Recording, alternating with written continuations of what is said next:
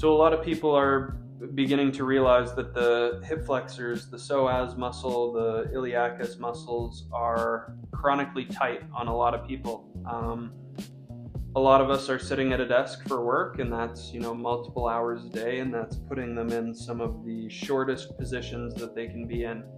Once your psoas is kind of used to being in that shortened position, as soon as you go and stand up and try and do anything else, it still has all that tension and it's pulling on your lower spine, as you can kind of see here. And the psoas actually goes up quite high, and it doesn't show, but there are fascial connections, really thick fascial connections, that connect the diaphragm to the hip flexors.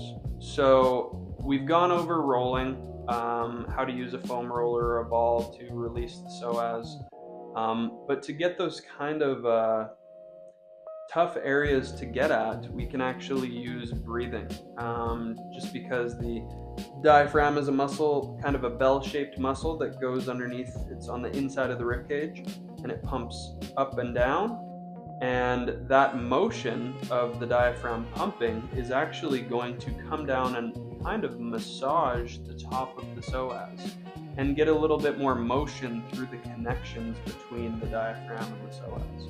So the main problem that we kind of run into on a day-to-day basis is when we're focused on what we're doing at work, or our mind is everywhere except for in our bodies. So the problem is when we're breathing, we like to kind of use our chest and our shoulders and the front of our neck to breathe, when it should really all be down here. We're trying to get a 360 degree kind of expansion of our rib cage and our belly and our sides and our low back.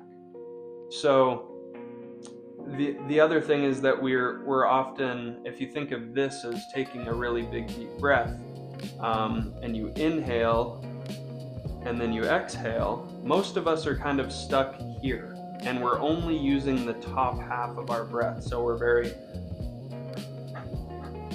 just at the very top of our breath. And this creates a big problem, because for the diaphragm to move down all the way and up all the way, we actually need to exhale. So you're in this 90-90 position here. We're just paying attention to two things. The first one is that after we take a big deep breath in, as we exhale, we're visualizing blowing all of our air through a straw until our lungs are completely empty.